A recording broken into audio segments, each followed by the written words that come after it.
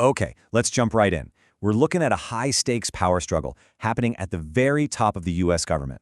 But look, this isn't just another political spat. This is a head-on collision between a vice president and a federal judge, and honestly, it could shake the very foundations of how the country is run. And it all blew up because of this one line, caught on a leaked recording. Those are the words of Vice President J.D. Vance, and yeah, it sounds a lot like he's declaring war on a sitting federal judge. This is the quote that has everyone in Washington, and probably around the world, just holding their breath. So that's the big question, right? How on earth did we get here? What could possibly happen that would push a vice president to threaten the entire judicial branch like this? That's exactly what we're going to unpack. And the craziest part? This entire crisis, this potential constitutional meltdown, it all started with just 37 seconds of leaked audio. 37 seconds. That's all it took to turn a private, angry reaction into a very, very public fight. Okay, so to really understand what's in those 37 seconds, we have to rewind a bit, back to the courtroom drama that started it all. And at the heart of it, you've got two people, a federal judge named Caldwell, and this mysterious figure known only as Witness 14. Now this is absolutely crucial. Witness 14 wasn't just some random person. He was a protected federal witness. That means the U.S. government itself has promised to keep him safe, usually because his testimony is incredibly important or dangerous. For a judge to just decide to lock a guy like that up, well, it's almost unheard of. It's a massive deal. So what was this testimony that was so important? Well, sources say Witness 14 was about to blow the lid off an alleged scheme. He was going to testify that certain judges were coordinating with outside groups to basically block federal immigration enforcement. And the timing here is just wild. He was taken into custody only 45 minutes before he was scheduled to testify. And this is the moment it all went down. Judge Caldwell, citing some vague concerns about national security, just orders the witness detained. The government's own lawyer tried to object, but nope, the judge wasn't hearing it. And just like that, Witness 14 was gone. So, as you can imagine, the second this happened, two completely different stories emerged. This wasn't just a legal disagreement anymore. It became a full-blown crisis with two warring sides. And this really breaks it down.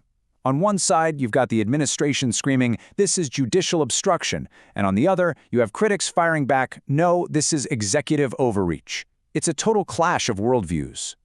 So the administration's argument is pretty simple. They're saying the judge jailed this witness for one reason, to shut him up. That timing, 45 minutes before he talks? Come on. They argue the judge basically invented a national security reason to interfere with their case, which they see as a direct attack on their branch of government. But the other side says, whoa, not so fast. Their argument is that this is exactly what judges are supposed to do. Act as a check on the other branches. They point out that Judge Caldwell probably saw classified info that we haven't, so maybe he had a good reason.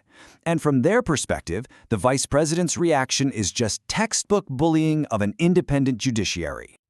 Now, a showdown like this doesn't just happen overnight. It was more like a pressure cooker, with tensions between Judge Caldwell and the government building and building for weeks. Let's trace the path that led to this explosion. You can see a clear pattern here. It all started back in February with a really weird ruling where the judge started lecturing the government about morality. Then he kept demanding more and more secret documents from them. But the real game changer seems to have happened just 3 days before the jailing, when this mysterious sealed motion landed on his desk. And this sealed motion is a huge part of the mystery. We don't know who filed it. We have no idea what it says. The government doesn't even know. But sources are saying that as soon as the judge read this secret document, his whole attitude changed. All of a sudden, this witness went from a key government asset to a, quote, national security concern. Which brings us right back to the flashpoint, those 37 seconds of audio.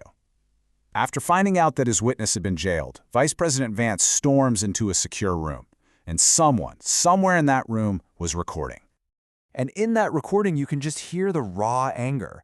He says he just separated a protected witness from his constitutional rights. And then comes the part that's sent to chill through Washington.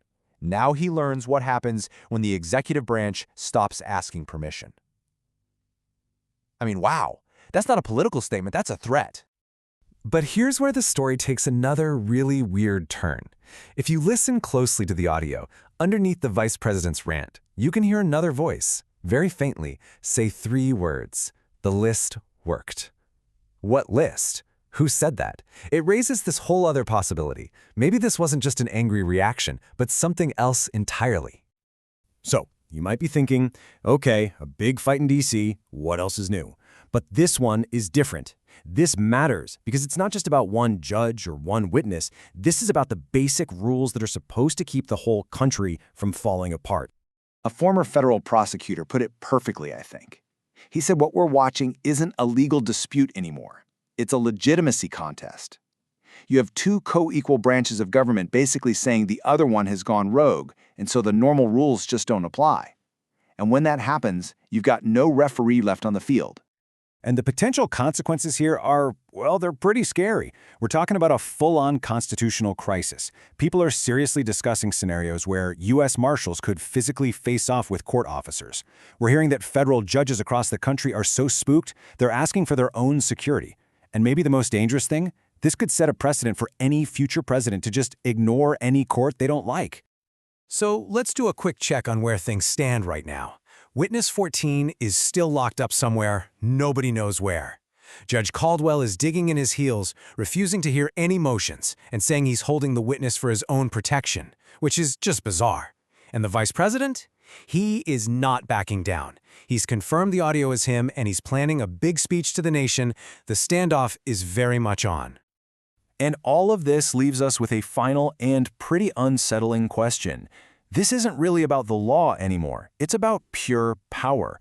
So when the people who make the rules start breaking the rules themselves, who actually has the power to stop them? And what happens to the rest of us while they figure it out?